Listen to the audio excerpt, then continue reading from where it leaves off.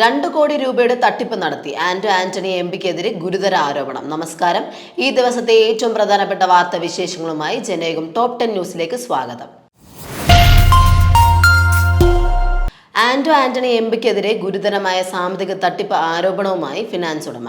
ആന്റണി തെരഞ്ഞെടുപ്പ് ആവശ്യങ്ങൾക്കായി 2 കോടി രൂപ വാങ്ങിയിട്ടുണ്ടെന്നും 7 വർഷം കഴിഞ്ഞിട്ടും 20 ലക്ഷം രൂപ മാത്രമാണ് തിരികെ നൽകിയതെന്നും നെടുപറമ്പിൽ ഫിനാൻസ് ഉടമ NM രാജു പറഞ്ഞു. സാമ്പത്തിക പ്രതിസന്ധി നേരിട്ട സമയത്ത് തന്റെ മകൾ ഉൾപ്പെടെയുള്ളവർ ആന്റണിയുടെ വീട്ടിലെത്തി അപേക്ഷിച്ചിട്ടും പണം തിരികെ നൽകിയില്ല. 2 മാസത്തിനകം തിരികെ നൽകാമെന്ന ഉറപ്പിൽ ആണ് ആന്റണി പണം വാങ്ങിയതെന്നും ഇക്കാര്യം ക്രൈംബ്രാഞ്ചിനോടും എൻഫോഴ്സ്മെന്റ് ഡയറക്ടറിനോടും അറിയിച്ചിട്ടുണ്ടെന്നും NM രാജു പറഞ്ഞു.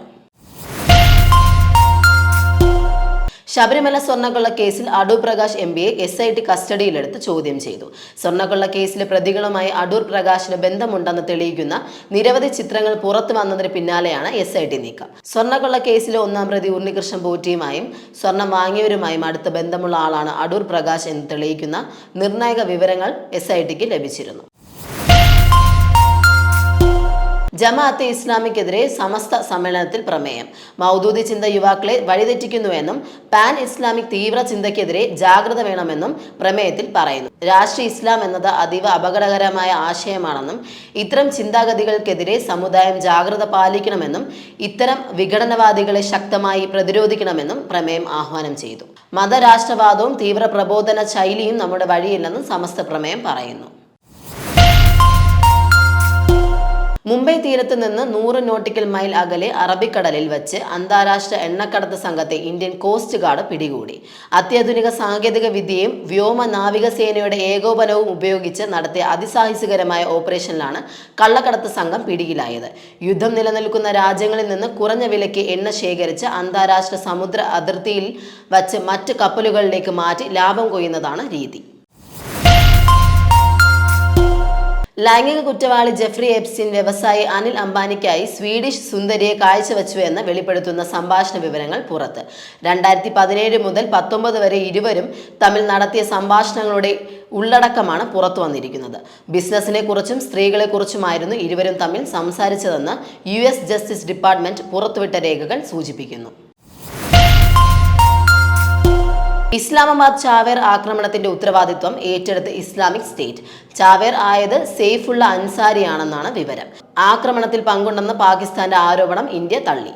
വാർത്താ ഏജൻസിയായ അമാഖിലൂടെയാണ് ചാവേർ ആക്രമണത്തിന്റെ ഉത്തരവാദിത്വം ഇസ്ലാമിക് സ്റ്റേറ്റ് ഏറ്റെടുത്തത്. തിരുവനന്തപുരത്ത് നിയന്ത്രണം വിട്ട് KSRTC ബസ് കടയിലേക്ക് ഇടിച്ചു കയറി ഒരാൾ മരിച്ചു. വെമ്പായം കൊപ്പത്ത് ആയിരുന്നു സംഭവം. ബൈക്ക് യാത്രികനായ വെമ്പായം കൊഞ്ചിറ സ്വദേശി ജയചന്ദ്രനാണ് മരിച്ചത്. ബസ് ബൈക്കിൽ ഇടിച്ച ശേഷം സമീപത്തുള്ള കടയിലേക്ക് ഇടിച്ചു കയറുകയായിരുന്നു. മുസ്ലിം ലീഗിന്റെ ആശയധാരകൾ തീരുമാനിക്കുന്നത് ജമാഅത്തെ ഇസ്ലാമിയാണെന്നും മുന്നേ ഉണ്ടായിരുന്ന കോലീബി സഖ്യത്തിലേക്ക് ഇപ്പോൾ ജമാഅത്തും വന്നിരിക്കുന്നുവെന്നും CPIM സംസ്ഥാന സെക്രട്ടറി MV ഗോവിന്ദൻ. ഇസ്ലാമിക് റിപ്പബ്ലിക്കിനെ തള്ളിപ്പറയാനാകില്ലെന്ന് ജമാഅത്തെ ജനറൽ സെക്രട്ടറി ഷെയ്ഖ് മുഹമ്മദ് കാരക്കുന്ന് പറയുന്നു. അതേ ജമാഅത്തുമായി UDF സഖ്യം ചേരുന്നുവെന്നും അദ്ദേഹം ചൂണ്ടിക്കാട്ടി. ചെറുകിട സാമ്പത്തിക തട്ടിപ്പുകൾക്ക് ഇരയാകുന്ന ബാങ്ക് ഉപഭോക്താക്കൾക്ക് 25,000 രൂപ വരെ നഷ്ടപരിഹാരം നൽകുമെന്ന് reserve bank governor Sanjay Malhotra അറിയിച്ചു. ആദ്യമായി തട്ടിപ്പിന് ഇരയാകുന്നവർക്ക് നഷ്ടപ്പെട്ട തുകയുടെ 70% അല്ലെങ്കിൽ പരമാവധി 25,000 രൂപ വരെ റിസർവ് ബാങ്ക് നേരിട്ട് നൽകും. ഈ തുക ലഭിക്കുന്നതിനായി ഉപഭോക്താവിനോട് അധിക ചോദ്യങ്ങളൊന്നും ചോദിക്കില്ലെന്നാണ് പ്രത്യേകത. തിരുവല്ലയിലെ സ്പായിൽ ജീവനക്കാരിയെ ബലാത്സംഗം ചെയ്ത കേസിൽ പ്രതി മരണ സുബിൻ ക്രൂരമായി ഉപദ്രവിച്ചെന്ന അതിജീവിത. കഴുത്തിൽ കത്തികൊണ്ട് വരഞ്ഞ് പീഡിപ്പിക്കുകയും ചെയ്തു. സഹപ്രവർത്തകരിൽ ചിലർ ഗുണ്ടകൾക്കൊപ്പം നിന്നതായും പ്രതി ഫോണിൽ വീഡിയോ ചിത്രീകരിച്ചതായും അതിജീവിത മാധ്യമങ്ങളോട് പറഞ്ഞു. സംഭവത്തിന് പിന്നിൽ കൊട്ടേഷനെന്ന് സ്പാ ഉടമ ഡോക്ടർ സഞ്ജയ് പറഞ്ഞു. ജനേകം ടോപ്പ് 10 ന്യൂസിലൂടെ വീണ്ടും കാണാം. കൂടുതൽ വാർത്തകൾക്കും വിശേഷങ്ങൾക്കുമായി ജനേകം വെബ്സൈറ്റ്, YouTube ചാനലുകൾ സന്ദർശിക്കുക.